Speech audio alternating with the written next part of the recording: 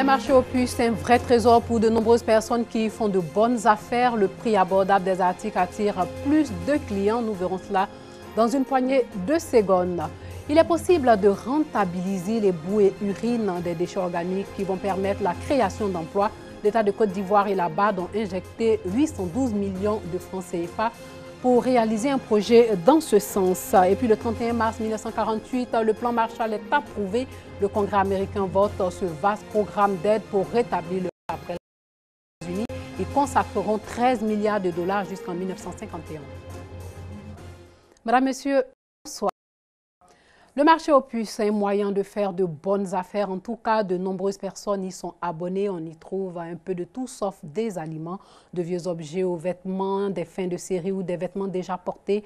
La particularité de ce marché, l'accessibilité des prix. Kadi Konaté et Amadou Alter.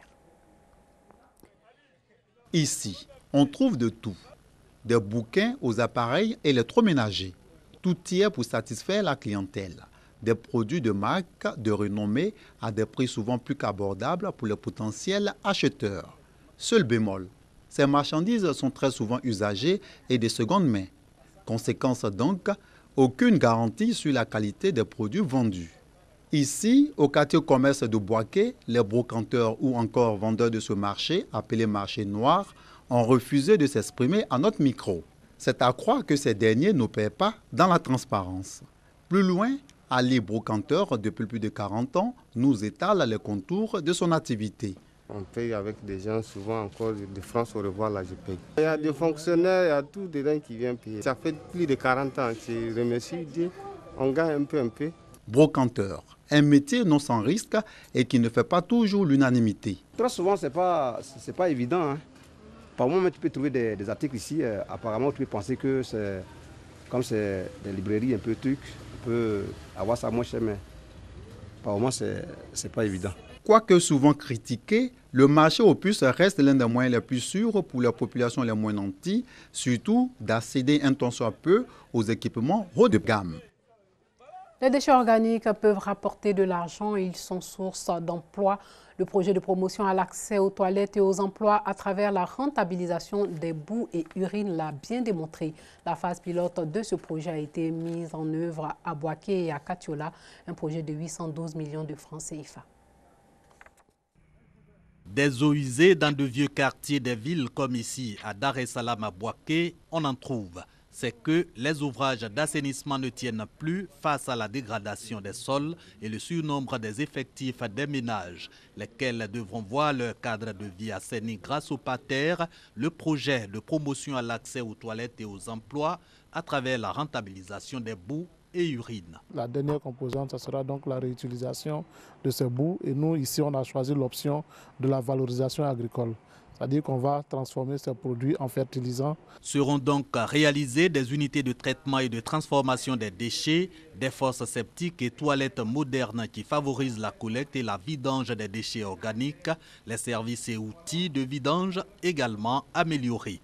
Au total, le PATER, un projet à 4 volets pour améliorer le cadre de vie des populations en créant des emplois. La stratégie sera d'organiser de jeunes gens en association ou en entreprise coopérative de sorte à faire face à l'enlèvement de ces boues, à la transformation de ces boues. Ce projet va permettre de les traiter de manière adéquate et de pouvoir les réutiliser conformément aux normes qui respectent la santé, l'environnement et la dignité humaine. 24 mois à compter de cette troisième réunion des acteurs pour la mise en œuvre à Boaké, Katiola et 6 villes secondaires de la phase pilote du PATER, un projet de Lévi Kossi piloté par l'ONG CARE International pour 1 250 000 €, soit environ 812 millions de francs CFA, dont de la BAD rétrocédée par l'État à l'Union des villes et communes de Côte d'Ivoire.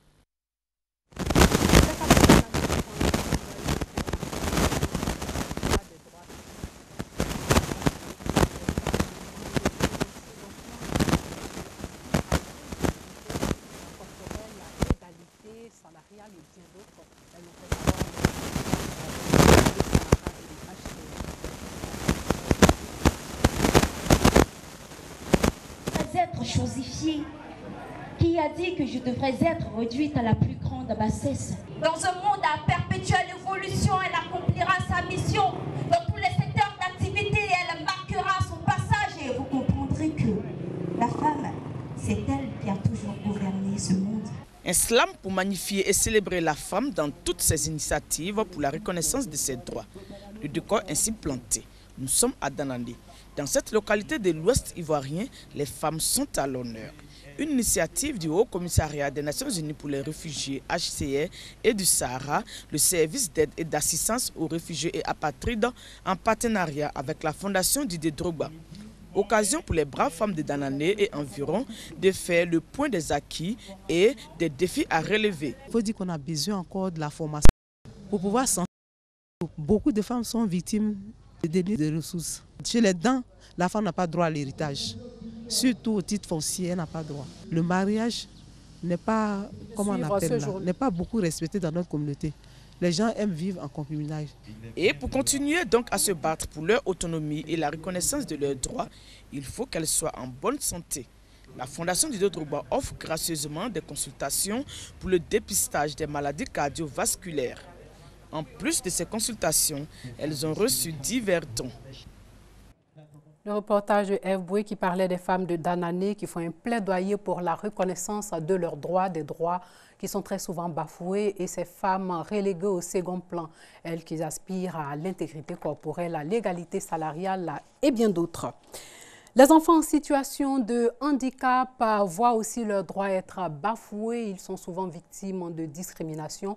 Pour se faire entendre, l'ONG Dignité et Droits pour les enfants de Côte d'Ivoire organise 1 minute de bruit. Plus de 500 élèves se sont mobilisés pour la cause des enfants en situation de handicap. Davis Oyo et Rigoré nous parlent de la détresse de ces enfants. 1 minute de bruit pour tirer la sonnette et sensibiliser les autorités politiques et administratives sur la situation des enfants porteurs de handicap. Plus de 500 élèves d'une école primaire de la commune de Yopougon se sont mobilisés pour promouvoir le droit à l'éducation de leurs camarades handicapés. Inclure les enfants en situation de handicap, handicapés moteurs, physiques, sensoriels, intellectuels dans le système de l'enseignement ordinaire est l'un des objectifs principaux des organisateurs. C'est de faire en sorte que les écoles de notre pays, les écoles au niveau de beaucoup de pays soient vraiment inclusives. Que ces écoles-là puissent accepter les enfants en situation de handicap, faire en sorte que ces enfants en situation de handicap qui sont marginalisés puissent avoir un accès physique à l'établissement, mais aussi un accès au niveau didactique, au niveau également des enseignants qui vont donner les cours. Selon le ministère de l'Éducation nationale, l'enfant en situation de handicap a le même droit que les autres enfants dits valides. Nous avons le projet de l'école inclusive qui a démarré à la rentrée scolaire 2013-2014 avec des écoles pilotes à Yopougon. Et nous avons également étendu cette politique de l'école inclusive à Yamsoko, à Boaké, pour vraiment montrer l'engagement du gouvernement ivoirien. Que tous les enfants handicapés peuvent être dans les mêmes classes, dans les mêmes écoles que les enfants dits normaux. La cérémonie 1 minute de bruit a lieu depuis 3 ans, pendant le mois de mars. Une activité qui se déroule en cette période dans 24 pays à travers le monde entier.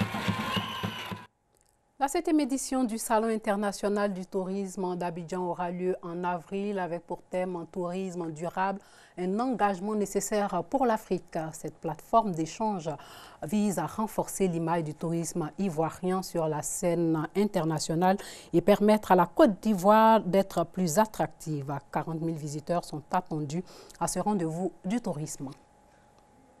En Turquie, plus de 100 journalistes sont derrière les barreaux, 170 organes de presse fermés, et ce depuis le coup d'État manqué de juillet 2016. Résultat, les médias traditionnels ne prennent plus de risques et pour avoir une information pluraliste dans le pays, la nouvelle liberté, c'est Internet.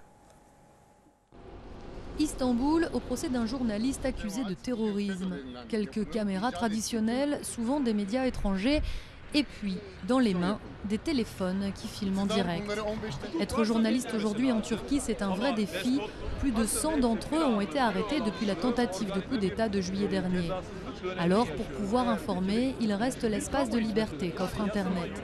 Zoubeideh travaille pour le site de Can Dündar, journaliste d'opposition en exil. On informe en faisant des lives sur Periscope. C'est presque impossible aujourd'hui de voir certaines informations dans les médias principaux en Turquie. Alors on informe avec notre téléphone en main et Periscope. Selon l'Association des journalistes de Turquie, 170 organes de presse ont été fermés et près de 800 cartes de presse annulées depuis l'été dernier. À Diyarbakır, province à majorité kurde, la purge s'est fait sentir encore plus fort qu'ailleurs. Mais pas question de baisser les bras. Dans l'adversité, de nouveaux médias naissent, comme cette télévision qui diffuse sur Internet. Avec cette plateforme, on essaye de donner de l'air et de l'espace aux organes de presse qui n'existent presque plus dans la région. C'est une plateforme qui permet aux journalistes qui ont été privés de leur emploi de se retrouver.